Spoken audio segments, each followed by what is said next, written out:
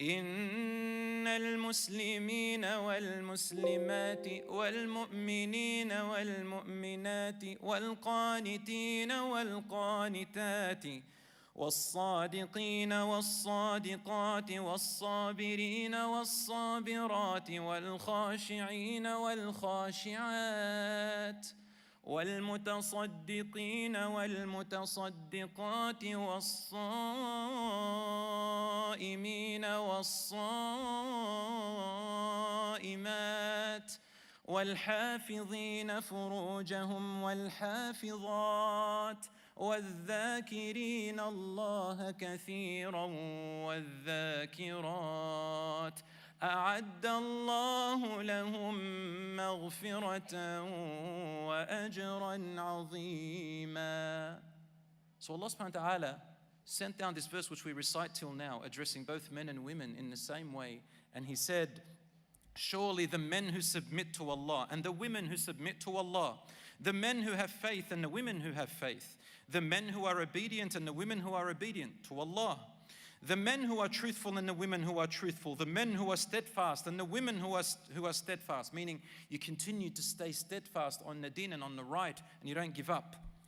The men who humble themselves to Allah and the women who humble themselves to Allah, the men who give alms and the women who gives alms, charity, the men who fast and the women who fast, the men who guard their chastity and the women who guard their chastity, the men who remember Allah much and the women who remember Allah much, for them Allah has prepared forgiveness and a mighty reward. My dear brothers and sisters, Islam looks at you equally, both men and women. Men need women, women need men, husband needs their wife, and wives need their husbands. There's no such thing as each one being independent from the other. And we both need to help each other in reaching paradise. And every time I do a marriage, I'm a marriage celebrant in Australia, every time I do a marriage, I say to them, you are both gifts to one another. And you can create your marriage as a pathway to paradise. Brothers and sisters, anything in your life, you can turn it into a pathway to paradise.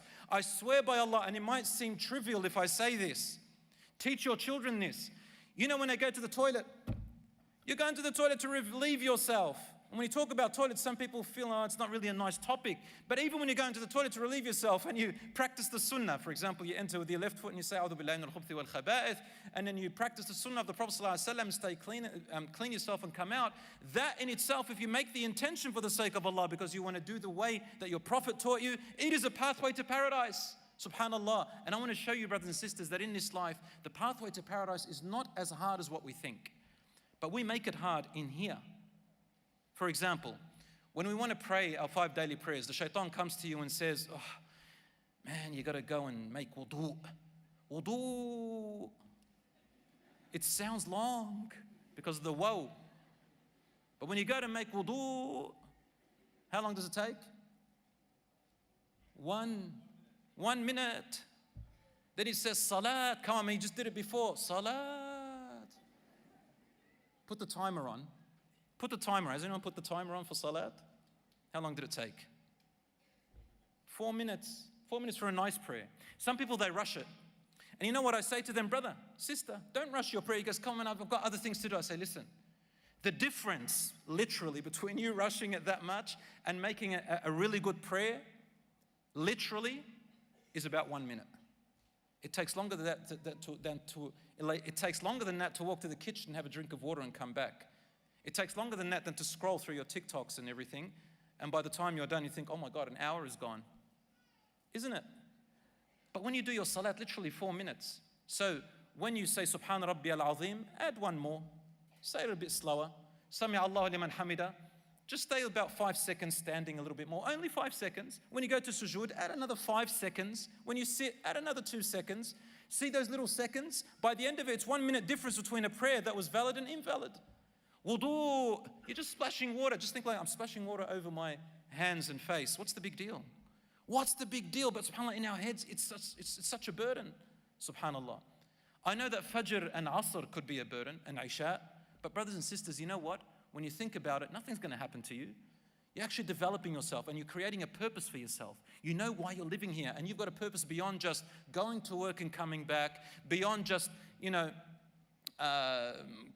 cleaning and cooking and dressing up and going to school. You've got a bigger purpose than that.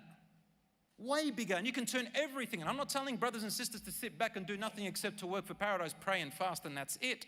This is a wrong mentality. Everything we do in this life, and you develop yourself and help the community and contribute into society and everything in the way that pleases Allah subhanahu wa ta'ala, every one of you can turn it into a pathway to paradise. Brothers and sisters, every single one of you here is relevant and important. Subhanallah.